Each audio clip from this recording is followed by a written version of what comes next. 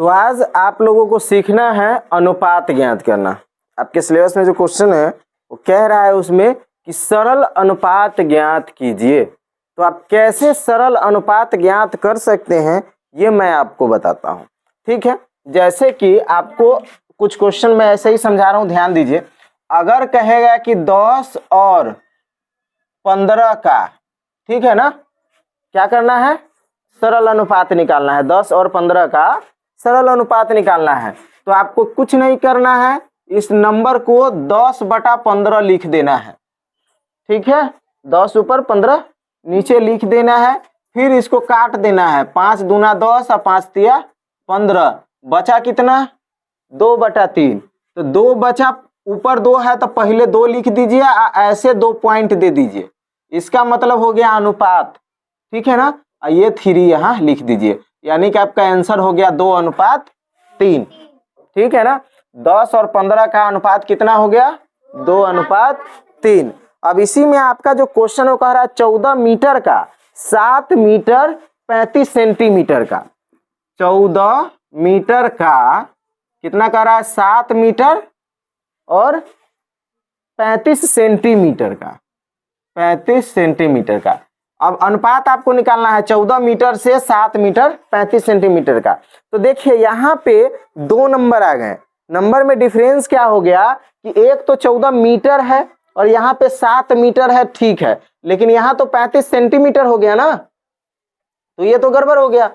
अब सेंटीमीटर हो गया तो गड़बड़ ये हो गया कि या तो हमको इसको भी सेंटीमीटर बनाना होगा और नहीं तो इसको मीटर बनाना होगा। यानी कि अगर 2 अलग अलग जाति के नंबर होंगे तो उसको सबसे पहले आपको एक जाति का करना होगा, सिंपल सी बात है। तो सेंटीमीटर में ही बदल देते हैं सभी को, है ना। 14 मीटर है और 7 मीटर 35 सेंटीमीटर है। तो अब आप बताइए तो 1 मीटर में कितना सेंटीमीटर होता है, 100 सेंटीमीटर। तो 14 मीटर में कितना सेंटीमीटर होगा, 14 गुने 100 यानी कि 1400 सेंटीमीटर। और यहाँ पर 7 मीटर में कितना हो जाएगा, 700 सेंटीमीटर। तो इधर 735 सेंटीमीटर ही हुआ, 700 सेंटीमीटर ही या प्लस 35 सेंटीमीटर ही, कितना हो गया, 735 सेंटीमीटर। अब अनुपात किसका निकालेंगे, 1400 सेंटीमीटर से 735 सेंटीमीटर का। 35 से ऊपर लिख देंगे 1400, नीचे लिख देंगे 735। अब चलिए इसको काटते हैं। सबसे पहले तो 5 से कटेगा, 5 दूना 10, 11 12 13 14, 5 8 40, 0। 5 से ये कटेगा, 5 एकम 5, 2 इस पर 23, 5 चौका 20 और 3 23 35, 5 7 35। अब इसको काट दीजिए 7 से, 7 चौका 28, 0, 7 दूना 14, 7 एकम 7 21, 40/21, यानी कि इसका अनुपात कितना हो गया, 40/21 आंसर। ठीक है, बात समझ में आया।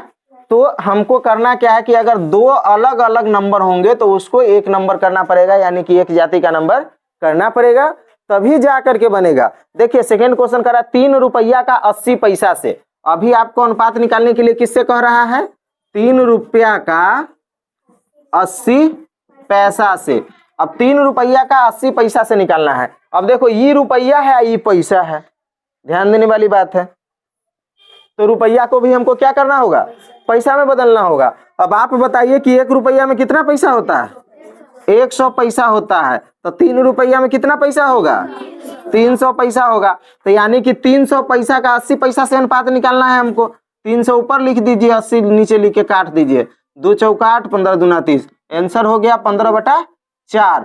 आंसर हो गया 15/4 हो गया। सभी रुपया को पैसा में बदल करके बना दिए। यही काम करना है अनुपात वाला में, और कुछ नहीं। बात समझ में आया। चलिए क्वेश्चन और बताते हैं। आपका कह रहा है 150 केजी का 210 केजी से। अब यहाँ पर ध्यान दीजिए कि अब आपको कह रहा है 150 केजी का 210 केजी से। अब यहाँ पर ध्यान दीजिए कि इहो केजी है और ई भी केजी है ना, दोनों क्वेश्चन सेम केजी है। तो केजी में है तो कुछ इसमें परिवर्तन नहीं करना। बात समझे, केजी में है तो इसमें कुछ भी परिवर्तन नहीं करना है।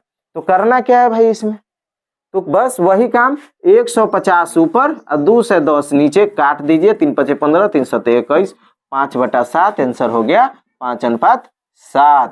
बस बटा पर का गुना ही करना है, लिखने का थोड़ा सा स्टाइल अपना चेंज करना। बात समझ गए? तो अनुपात वाला क्वेश्चन आप लोगों को समझ में आया? बन जाएगा? कोई दिक्कत? Okay, very good. तो चलिए इसी तरीके से सारे क्वेश्चन आप लोग अपने सिलेबस का खत्म करेंगे जो अनुपात से रिलेटेड होंगे। ओके।